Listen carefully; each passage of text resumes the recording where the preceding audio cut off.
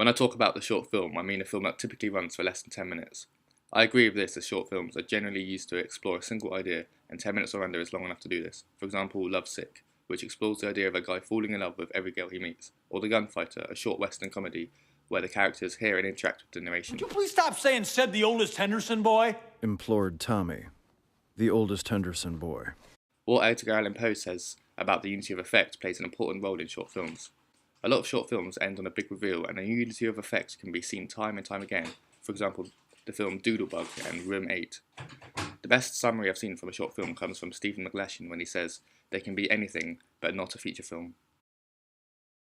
Short films can be anything from music videos, adverts, training videos, animations, and experimental films. Longer short films ranging from 15 to 45 minutes. For example, Film Rights Tell will place the short film in the featurette/novelle film category, which are essentially mini feature films. They have more similarities with feature films than short films, and because of this, I'll be focusing my research on the short films around 10 minutes or under. Short films under 10 minutes are an art form in its own right, and much freer form of storytelling. Because of the professional lighting and cinematography, the short film Losses has stylistic similarities with their feature. Because of the genre, the narrative has the potential to be expanded and made into a feature. However, the characters in the short are very shallow and one-dimensional. But because it's a short, there's no time for character arcs, and instead have character moments, which is something I will talk about more further on. On the other hand, The Black Hole has much less similarity with a feature, being a short story in its own right. It doesn't have the potential to be made into a feature, because the whole concept of the story is played out in a short amount of time. There's no dialogue or conflict, which works in this short but wouldn't work for a feature length. When Richard Raskin compares short films to features, the outline of what he is saying is, the conventions needed for feature films aren't needed for short films. Short films are free from the conventions of a feature, and Raskin says short films don't need to have any dialogue, conflict, or a narrative structure. An example of a film with no narrative structure is Man Ray's experimental film The Return to Reason, 1923, which is a montage of experimental techniques with the focus being motion. In a short film, there may or may not be conflict between characters. Short films don't need dialogue or conflict in order to be successful, evident in the short film The Black Hole. This successful short film has a simple concept of one man led by his greed. The short film doesn't need to make use of dialogue or conflict because his actions alone advance the narrative. Short films have a lot less time to make use of conventions. Raskin says the film has to be able to get the messages and ideas across a lot faster. Because of this, the ideas and concepts have to be easily understood, and as Poe says, has to be able to be understood in one sitting. Short films have to engage the audience in a short amount of time, and Rees says victimization is a good way to engage the audience. The strongest way to engage a spectator is by appealing to our general concern for other people. Losses starts with the protagonist handcuffed, and this instantly draws in the audience's attention. The use of victimization works in Losses as the audience wants him to escape. The victimization can also be seen in Sandberg's Lights Out, where a possessed girl victimizes the character in her own home, a place where we're supposed to be safe. The audience naturally empathizes with the character in danger and therefore draws their attention into the film. In his reading New Theories of the Short Film, Raskin highlights the parameters of short films. It is generally character interaction that provides the vitality needed to capture and hold the viewer's attention. As already mentioned, the interaction does not have to be conflictual. In The Black Hole, one man and his greedy desire for more drives the plot forward. We discover the character is greedy when he climbs into the safe.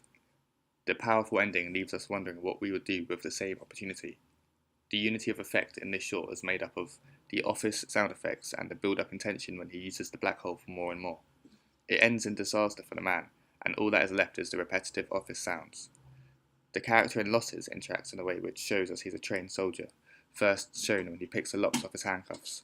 The audience is informed what kind of character is being played by the way the characters interact with the elements in the film, and this is what initially engages the viewer. When short film storytelling is at its best, causality flows from the choices characters deliberately make. Main characters who make things happen are more interesting to the viewer than characters who things just happen to. This is a pattern I've seen in successful short films, for example The Black Hole and Room 8. When the causality is missing, all there is between the beats of the story is temporal succession, which is boring. Short films rarely take full advantage of an opportunity to make the action as interesting to the ear as it is to the eye. What I like about the fight scene in Losses is its simplicity and brutality. It's not overwhelmed with quick shots or loud music. The sounds heard are produced by the characters, like the punches, grunts, footsteps, and environmental sounds. Interesting use of audio can also be seen in the film The Black Hole. The film opens with mundane office sound effects, which are heard throughout.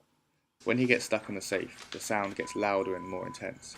This magnifies the man's mistake and gives us more of a sense of aloneness. Teaching his film course in the 80s, Raskin realised that the only accessible form of filmmaking for students was the short film.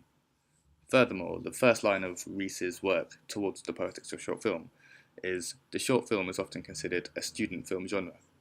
While it's true that student filmmakers will inevitably make short films, it doesn't mean that it's a student film genre. There are short films with higher budgets and known talent, for example, The Ventriloquist, starring Kevin Spacey, and Gregory Go Boom, starring Michael Cera, to name a couple. These examples were made for entertainment rather than what Rees says. This format is generally seen as an opportunity to practice and improve narrative skills without the costs and pains of long production periods. The short film Losses, although production value looks high, only has a budget of around $200. Most of the budget went on food and costume. Short films are indeed free from the commercial limitations, which bind feature films to the same formulaic screenplays.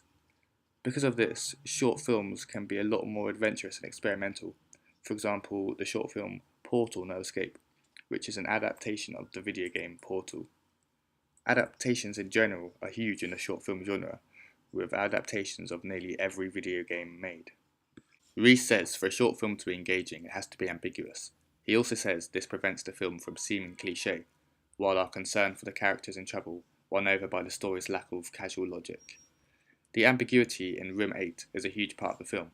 When the matchbox is rattling at the beginning, this instantly draws attention into the film because it's not normal, and we wonder what's inside. The plot draws out until the unity of effect has reached its climax. In a short film, one does not have the luxury of introducing or defining characters gradually. Raskin claims that in order for a character arc, you would first have to establish how a character is initially, then introduce a catalyst that would convincingly trigger a fundamental transformation. You would have to show the stages of the transformation, and you would have to show how the character is after the transformation, and you simply cannot do this in a span of, for example, 8 minutes. In short films, there are no character arcs. Instead, you find character moments. Moments when the characters make decisive choices that change their situation. The first character moment is after he picks the locks off his handcuffs using the safety pin. In The Black Hole, these character moments are when he discovers the black hole, when he takes the candy, and when he goes into the safe. However, a character arc isn't fundamental in the success of a feature. Indy has no character arc. He's still the same guy at the end of the movie than he was at the beginning. Did that harm the story? Not at all. While acknowledging that character arcs isn't fundamental for the success of a feature, character moments are an important role in the short film. Raskin says a common beginner mistake is to have and then, meaning there aren't any character moments, because they're just simply things happening to the character, whereas the more successful short films have characters that make things happen. The viewer should never be able to guess what the character will do next. The character's behaviour should be as unpredictable as it is consistent.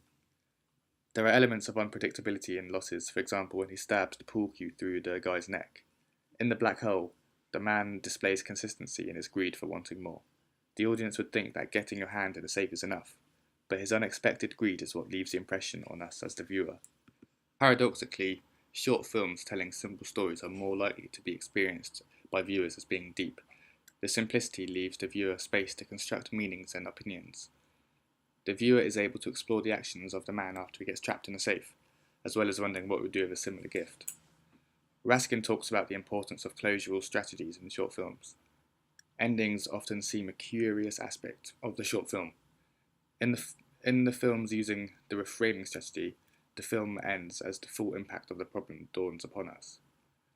In conclusion, I would say that it's important to maintain a relationship with what the theorists of short films say.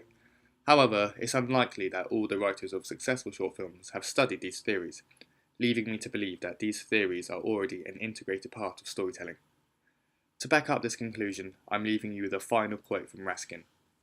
Ultimately, what counts above all else in a short film is whether or not there's magic in it. That can't be taught.